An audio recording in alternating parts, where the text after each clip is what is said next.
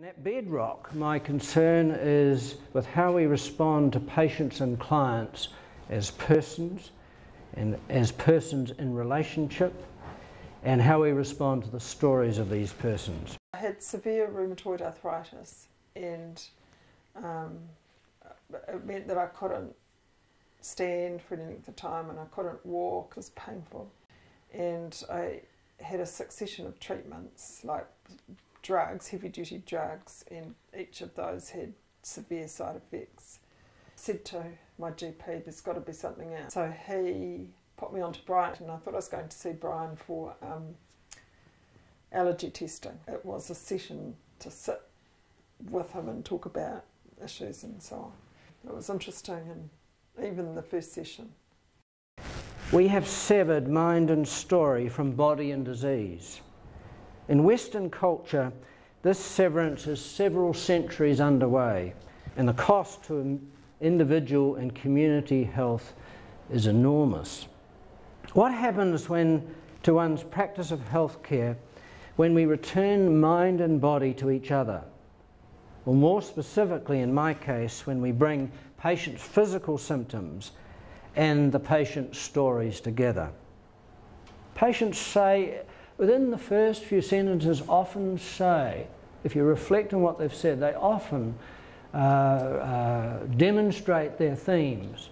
What became clear to me, I was in a relationship that wasn't good for me, which I knew, and I was living in a small town which I was feeling stuck in as well, feeling stuck.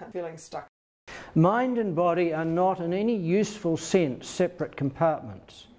Rather, they are dimensions of the same whole. Sessions with Brian gave me this courage, really, and the skills to get out of that whole situation. And I don't even really understand the philosophy that's behind what he does, but I just know from my own experience that it worked for me, you know, and that I can say I no longer have rheumatoid arthritis, and I put it down to those sessions with him, and it was life-changing for me.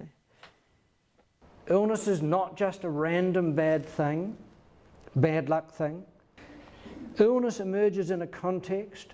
Illness is multifactorial, and there are individual, genetic, environmental, relational, family, community and cultural factors contributing to illness. For about 15 years I'd been having really bad migraine headaches. She would turn an ashen gray and get the shakes and obviously be debilitated and weak. And I went to various naturopaths and nothing was working. He said, I think it would really help if you had a course of psychotherapy. I always thought that that kind of thing was for people who had mental problems, and I thought of myself as being very stable because I had 5 kids and I liked my life. I told him I was skeptical. He said, look, come for 4 times. After 2 times I knew it was something really interesting going on. We seemed to focus pretty quickly on my childhood. The parents actually only saw us for an hour every evening.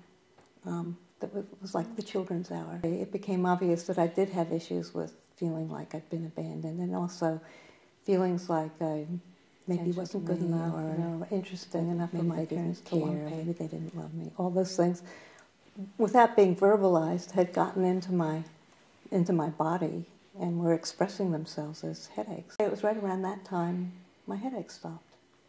And the funny thing is I had no idea that I even thought that. I had no idea that these things are connected or can cause that kind of problem. But Brian knows what he's doing.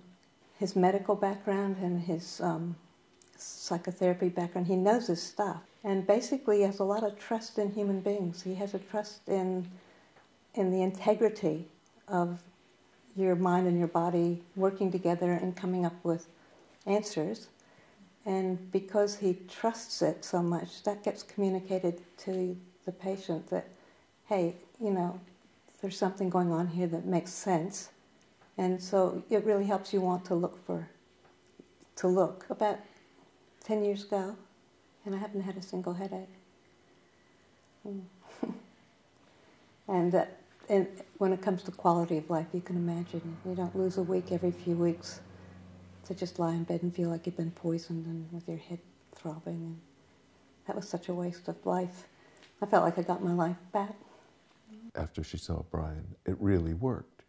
It went away. It didn't come back. It was gone. So it was a big change in our life.